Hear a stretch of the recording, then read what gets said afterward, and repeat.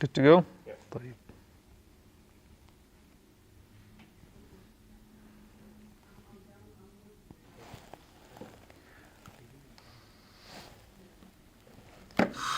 طيب جميل. Let's start.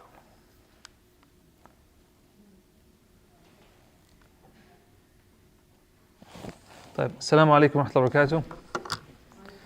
بسم الله الحمد لله والصلاة والسلام على رسول الله وعلى آله وصحبه ومن والاه. اللهم لا علم لنا إلا ما علمتنا إنك أنت العليم الحكيم. اللهم علمنا ما ينفعنا وانفعنا بما علمتنا وزدنا علما وأرنا الحق حقا وارزقنا اتباعه وأرنا الباطل باطلا وارزقنا اجتنابه وادخلنا برحمتك في عبادك الصالحين آمين يا رب العالمين. So welcome everybody to our part 2 of our Maximizing Your Du'as workshop. So last week we went kind of just introduction about du'a, the importance of du'a, I guess why we should make du'a, how to make du'a, etc. Today inshallah we want to go into kind of more the practical part of it, and inshallah hopefully by the end of the session we'll come out with something, I wouldn't say the final copy of our du'as inshallah, but just maybe a list. We'll come out with a list of something that we can work on until we meet again in 2 weeks, because next Monday is family day. Yeah, next Monday is family day. Yeah, day off inshallah. طيب, cool. So let's begin inshallah. So we want to do a quick recap. We want to talk about dua in action, being a da'i, getting inspired, what should I ask for, making a wish, and our dua list. So that's the agenda for today, bi'idhnillah. So we started a few minutes late, so I'm going to skip the recap. But let's start inshallah with talking about dua and action. And why do I mention this? If you remember last week, we talked about a hadith about tying your camel. Anybody remember that one? عقلها وتوكل, right? What did we learn from that hadith? What's one lesson we learned, or more than one? What's one lesson that we learned from there? We have to do asbab and then leave the tawakkul, like make sure that you have full tawakkul on Allah, but still do the action. So if I ask you a question, is dua action? Yeah? Okay, thought. So I just wanted you to think about this, because many times, I'll give you a story. So there was this man, and he was walking around. طبعا him and his wife don't have any children, and they've been trying for a long time. And those who've experienced it, it's a painful experience. And so he's walking, and then he sees this blind man, and he helps him cross the road, right? And so then the blind man says to him, this old blind man, he says to him, how many children do you have? Right? And for those who've been trying, and this is a painful question. So he says, I don't have any children. He's like, how long you've been married? He's like this, we've been trying for like 5-10 years. And so the old man says to him, make sure you don't forget to make dua in the middle of the night. Now this man, he says, it hit me, like it just was like a shock for me. Even though he kind of knew this information. Sometimes, subhanAllah, we have information, but it never hits us. It's there, but we never really think about it. Or it's not internalized.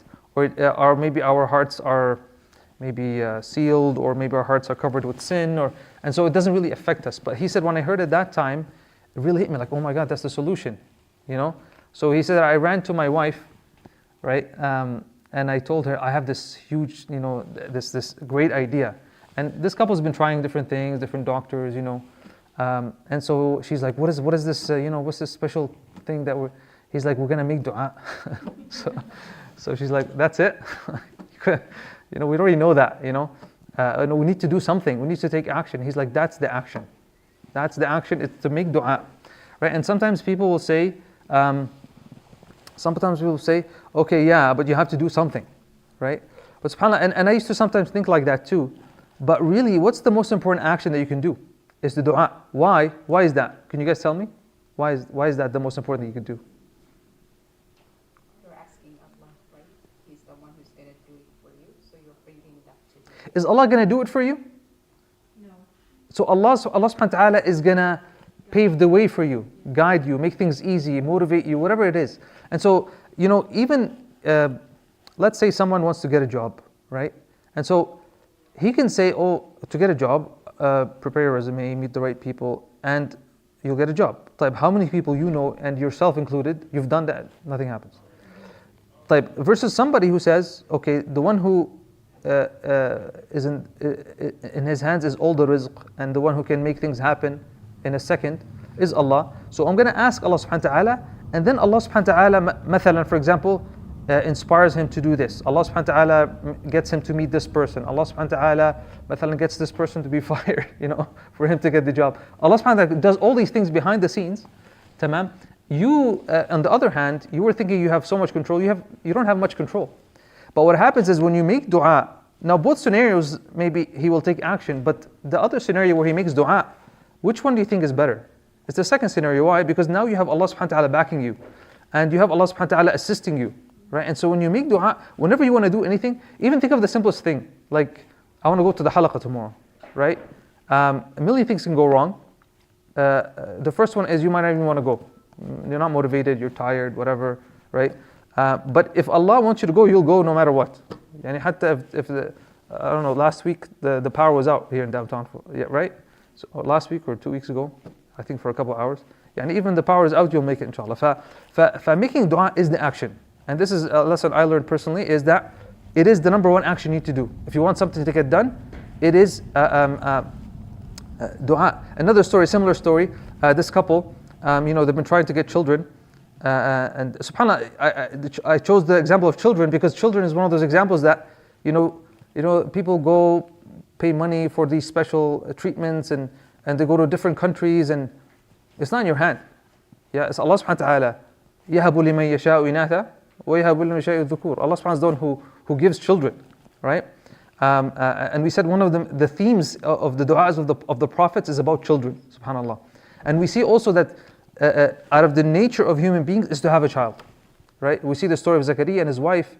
Some of the Mufassirin said that they didn't have the best relationship because they were missing a child. And then when they had that child, right, the relationship improved, and so on. And so this other couple, they went, they've been trying to have children, and then they met this sheikh and they asked him, Sheikh, what should we do? We've tried everything. He said, make istighfar. So they're like, okay, istighfar. Everybody makes istighfar. Why istighfar, right? And then he read to them the ayat in Surah. Anybody know? A similar story from I think Hassan al-Basri. A man came to him. I think it's Hassan al-Basri. A man came to him and he said, I have this problem. He said, make istighfar. Another man came to him. I have a different issue. He said, make istighfar. And then a third man, make istighfar. So one of the students asked him, everybody is the same solution. Different problem, same solution. And so he read to him the ayat from Surah Nuh. Surah Nuh. Yeah? فَقُلْتُ اسْتَغْفِرُوا رَبَّكُمْ إِنَّهُ كَانَ غَفَّارًا. فَقُلْتُ اسْتَغْفِرُوا رَبَّكُمْ إِنَّهُ كَانَ غَفَّارًا. And so Nuh came to his people, and one of the first things he told them, he said, seek for forgiveness. Why? Because Allah subhanahu wa ta'ala is the most forgiving. طيب, okay, we ask for forgiveness. What happens? He says, يُرْسِلِ السَّمَاءَ عَلَيْكُمْ مِدْرَارًا. He will make the rain come down. For some of us here, like rain, okay. But rain is like the number one rizq for people who need it, like farmers and life, etc. Right? Even here, if the rain stops, give it a few months, you'll see everybody will start panicking. SubhanAllah. We don't see the direct effect on us. And then he says, وَيُمْدِدْكُمْ بِأَمْوَالٍ وَبَنِينَ وَيَجْعَلْ لَكُمْ جَنَّاتٍ وَيَجْعَلْ لَكُمْ أَنْهَارًا. And then Allah says, مَا لَكُمْ لَا تَرْجُونَ لَهَا وَقَارًا. Like, how come you don't give Allah his right taqdeer, his right reverence, right? And so even for us Muslims, he's talking to non-Muslims here, but even for us Muslims, how come we don't treat Allah the way He should be treated, or consider Allah the way He should be considered, as the one who provides, right? And so they said, we did that, we did istighfar, and we tried to make it part of our daily habit, with the niyyah of these ayat. And then eventually they said we were able to get a child. And so on, there's so many stories, subhanAllah. So lesson here is, when it comes to taking action, tying your camel, dua is that. And then the other part of dua is what? Tawakkal ala Allah is when you now you're like, okay, khalas, now there's nothing else I can do. I trust Allah subhanahu wa ta'ala will make it work. That's your tawakkul. You trust Allah will make it work regardless of the result. Tamam? Because part of our aqeedah as Muslims is that we know we don't have full control. Yeah? Yani you can know you can be the most sophisticated person, know the most popular people, but if Allah doesn't want you to be successful, you won't be successful. Subhanallah. طيب. The next thing is be a da'i. طبعا by a da'i, when you hear the word da'i, what do you understand from the word da'i? Da'i? What's a da'i?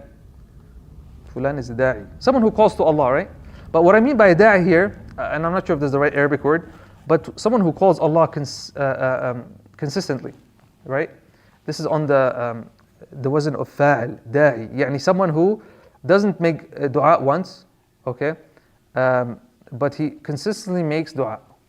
Like that's his personality. That's his, what's the word? Part of his identity. Yeah, Fulan is someone who makes dua all the time. And subhanAllah, we have the famous story of Yunus alayhi salam. And Yunus alayhi salam, subhanAllah, he was from the messengers, right? And he called his people, and they didn't believe. But he kind of gave up on them, so he left, right? And then you know the story. He was on the ship with these people, and it was too heavy. We had to get rid of someone. Okay, so they drew lots, and they kept coming back to him, right? And so they had to kick him out. He's thrown in the water. And what happens?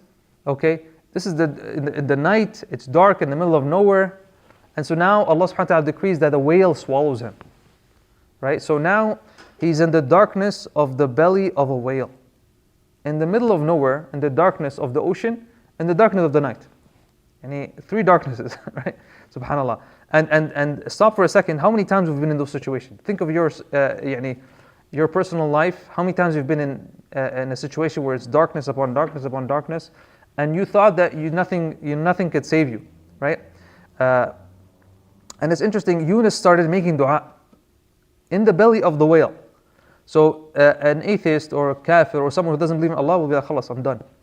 Interestingly enough, we mentioned last time that even the disbelievers, when when nothing else works, they will call upon Allah, and Allah will answer them. What about the Prophet? So Yunus says, Allah subhanahu wa ta'ala tells us in Surah Al-Anbiya, وَذَنُّونِ إِذْ ذَهَبَ مُغَاضِبًا. Yeah, وَذَنُّون, right, who's Yunus, إِذْ ذَهَبَ مُغَاضِبًا فَظَنَّ أَن لَن نَقْدِرَ عَلَيْهِ. Right?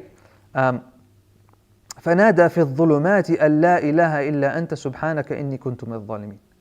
So if you look in the books of tafsir, right, they said that the angels, they said صوت معروف, like the angels were saying, "Oh Allah, this is because remember he's in the like he's in the bottom of the ocean, and so they said, "Oh Allah, we hear a sound like a familiar sound, صوت معروف."